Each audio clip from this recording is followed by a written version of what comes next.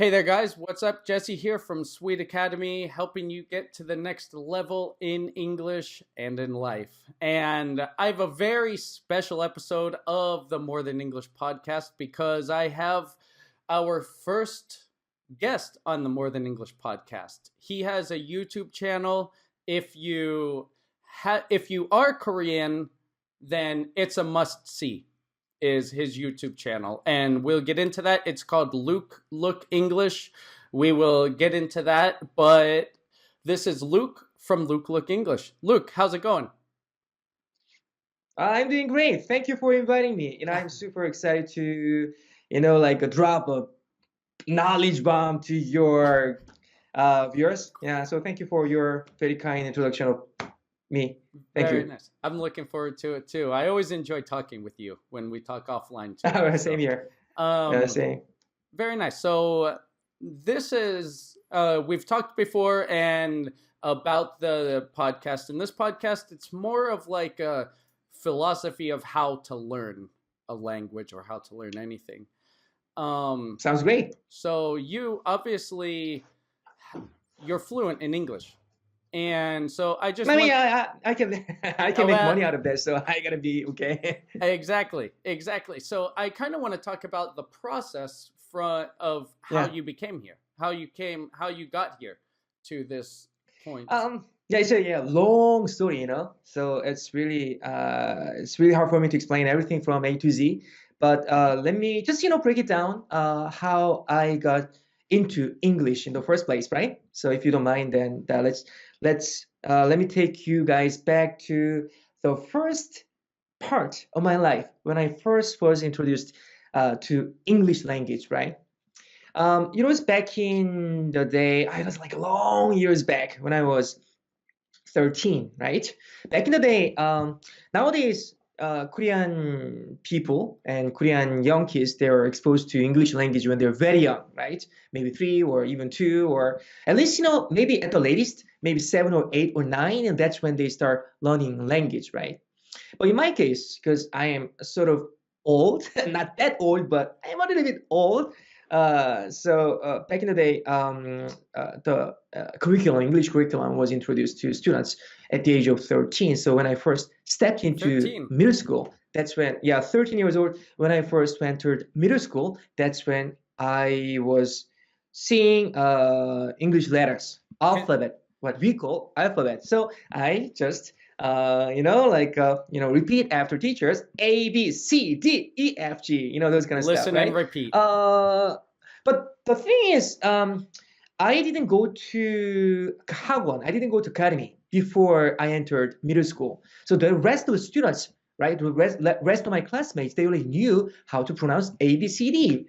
Not to mention that they know I am a boy, I am a girl, those kind of stuff, right? I didn't know those things. They have that base the teacher was, knowledge, right? The English teacher who was running this English class, and she assumed that all the students, they knew alphabet, plus I am a boy, I am a girl, those kind of stuff, like basic stuff, but which I didn't know, right? I didn't know about those. So when I got pointed out by my English teacher, and she was saying, hey, you got to read. Why don't you go and read this sentence? The sentence was, I am a Jake. Let's say, I am a Jake. I don't remember exactly the name of that thing, but, let's say, for the sake of simplicity, and let's say Jake, right? So I read this sentence, I am a Jake. I am a Jake, like this. I am Jake. And wow, the rest of classmates, they're making fun of me. They're like laughing, they're making fun of me, and they're like, you're dumbass, you're dumb, you don't know those kind of like stuff. Oh my goodness.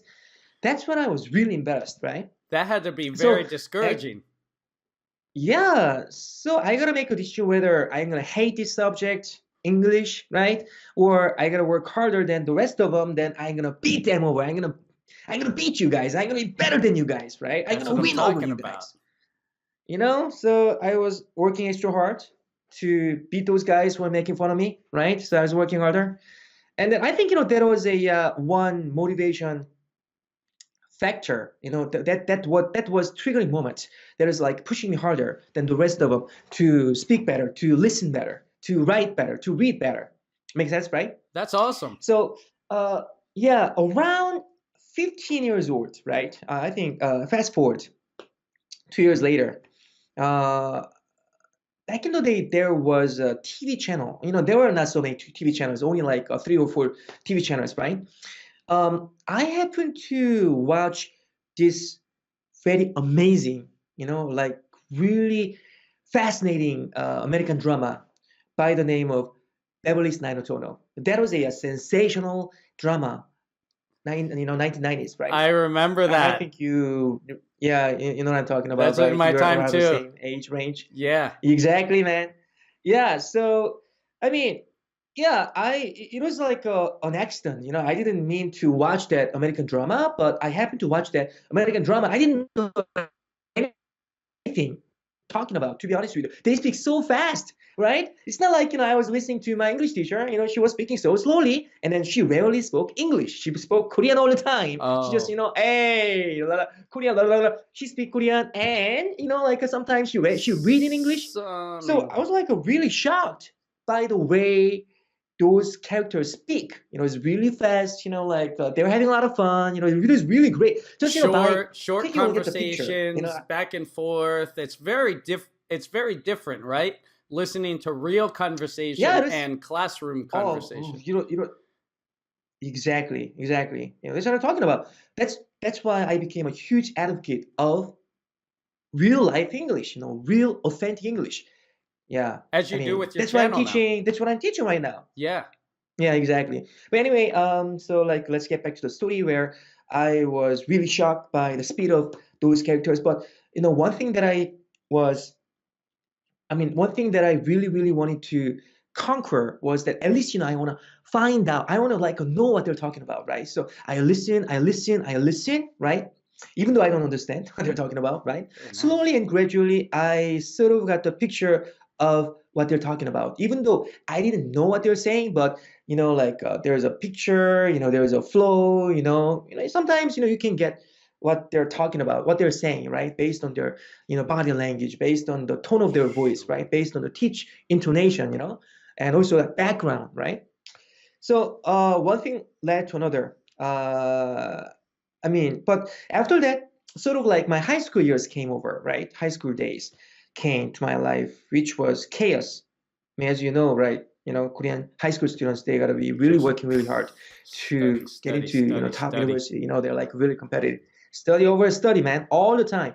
I was a sort of a really nice guy. Like a nice guy in a way that, in the sense that I'm listening to my parents so well, So when my parents were asking me, hey, you gotta study, that I just say, yes, daddy, yes, mommy, I'm gonna go and go study the books, right? That's exactly how I did back in high school. So in high school, I sort of like lost the importance of a real life English, because I was so focused on getting a good score, right?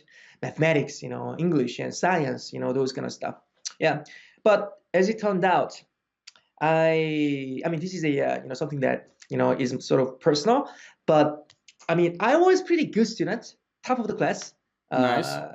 in high school. So my parents were really proud of me. But as it turned out, when I entered university, I took a test, like SAT test, right? Korean SAT test that most Korean students, they have to take in order to get into university. Exactly, Sunung test. But turned out that I didn't get the score that I wanted because of I was really nervous about it. So I tried quite a few times, actually, I tried 3 or 4 times after that, but I couldn't make it because I really wanted to get into medical school. That's what my parents wanted. And also it's not that I wanted, but I didn't know what to do. So I was sort of forced to think only that is the only option that I have, right? So I was trying to get into medical school, but it turned out that I couldn't make it. So I was really desperate. I was really depressed.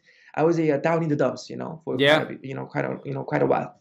That's a really sensitive age. It's a long story, man. Yeah. I hope you enjoyed that story. I'm very much looking forward to part 2 and part 3 and 4, however many parts that it takes to finish the story.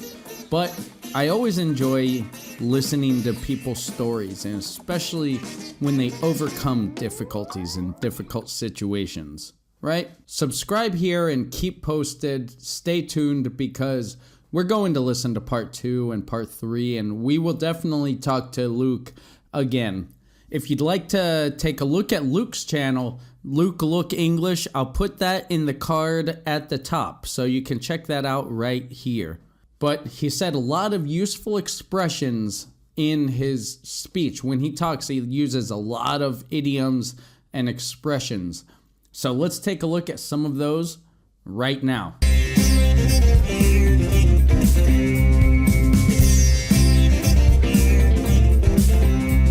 So let's take a look at some of the expressions that we used in this conversation. First, in the beginning, I said, we'll get into that. We'll get into that. Again, we'll get into that. And we say this when we're going to talk about something in the future. Right? We'll get into that. You're going to talk about that in the future. We'll talk about that. But we say, we'll get into that. Next, he said he's going to drop a knowledge bomb, or he wants to drop a knowledge bomb. And this is a very slang expression. And just to give knowledge, drop a knowledge bomb. You give a lot of knowledge. Drop a culture bomb. Drop a whatever bomb. But the noun here was knowledge. To drop a knowledge bomb. Next, same here. Same here. This is just another way to say me too. Same here. I like that movie a lot. Yeah, same here. Me too. Next, I said a philosophy of how to learn a language, right? Or how to learn. That's what I want to do on my channel. That's what I want to do with this podcast. Show a philosophy of how to do something. And that's the grammar form, right? A philosophy of, and then you could say anything, but in this case, it's a philosophy of how to learn. Or how to learn a language. Next, Luke said, from A to Z. From A to Z. This is an expression to mean everything from beginning to end, right? From A to Z. And he said, it's hard to explain everything from A to Z, right? From beginning to end. From A to Z. Next, he says, let me take you back. Let me take you back. This is a very useful storytelling expression. If you're telling stories, this is a very good way to tell a story. If you'll remember in last week's episode, I talked about job interviews and I told a story of mine. And I said, let me go back to before. This is the same kind of meaning. This is saying the same thing, but this, let me go back or let me take you back. And you're either going back yourself or in this way, you're taking the student back. You're taking, the listener back. Let me go back. Let me take you back. And he said, let me take you guys back to the first part of my life. So instead of going back in your memory, you're taking your listeners back. It's an artistic way to be more engaging in your storytelling. Let me take you back too. And then back in the day. Back in the day. Back in the day just means a long time ago, right? Back in the day, Koreans started learning English at 13 years old. Back in the day, we didn't have fancy video games. Back in the day, kids used to go outside and play. Right? Back in the day. And the rest of something, the rest of the students, the rest of the candy, the rest of the food, put the rest of the food back in the refrigerator. The rest of, the remaining of something. He said, the rest of the students, the other students, went to academy. The rest of. the rest of the students, the rest of the food, the rest of the words, the rest of the noun. Not to mention, this is the next one, not to mention, this is a very fluent expression. If you want to increase your fluency, use expressions like this. Not to mention, it's kind of another way to say and also, right? When you want to say additional information. Not to mention, they could say, I am a boy, I am a girl. You know, that's even bigger information. He was talking about they knew how to say A, B, C, D. Not to mention, they could say, I am a boy or I am a girl. Not to mention, very good expression. Next, a dumbass. And this is an insult, so don't really say it to other people, really, unless you want to hurt their feelings, which that's not nice. But he was referring to himself, right? So the other kids were looking at him and saying, making fun of him and saying, you're a dumbass, right? And I laughed because it's kind of an insult, but if you're saying it about yourself, and it was unexpected, so it was funny. A dumbass. If you know that 70s show, the father, Red Foreman, he says this a lot. If you ever watch that 70s show in English, he says it a lot. That's his tagline, we call it. Next, I say this a lot. That's what I'm talking about. That's what I'm talking about. Or that's what I'm talking about. I say this when I'm excited about something, or when I wholly agree about something. I agree with you. That's what I'm talking about. Yes, that's what I'm talking about. You'll notice me say this a lot. Next, another great storytelling expression. Fast forward, and this is when you want to go in the future of your story. Fast forward 2 years later, right? You're talking about something, you want to go into the future, talk about something in the future or the result. Fast forward 2 years later, fast forward 10 minutes later, and blah, blah, blah, right? Finish your story. It's kind of the opposite of let me go back or let me take you back, right? It's the opposite. You're going back and forth in time. Next, a summary about something. As it turned out, the summary, to sum up, as it turned out, the result was, right, as it turned out. And down in the dumps.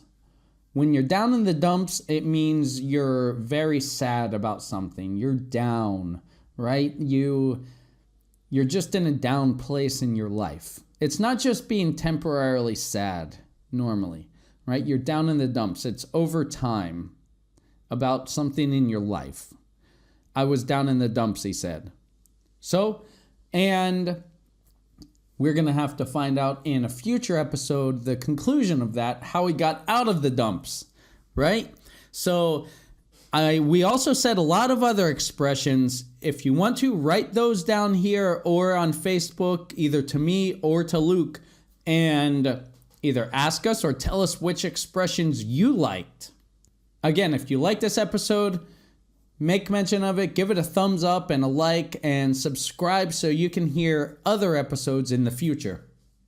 Visit sweetacademy.com for other resources, tools, video lessons, exercises, or one-on-one classes. I look forward to hearing from all of you. Remember, sharing is caring. Hit the subscribe button and the bell so you'll be notified next time we do a video. I drop the podcast every Thursday. Every Friday there's a live lesson, and usually on Wednesdays too. So stay tuned for that. Let me know what you want to learn. Remember, do something nice for somebody today before they can do it for you. Pay it forward. Be good or be good at it. Thanks for watching. Thanks for listening. I'll see you next time.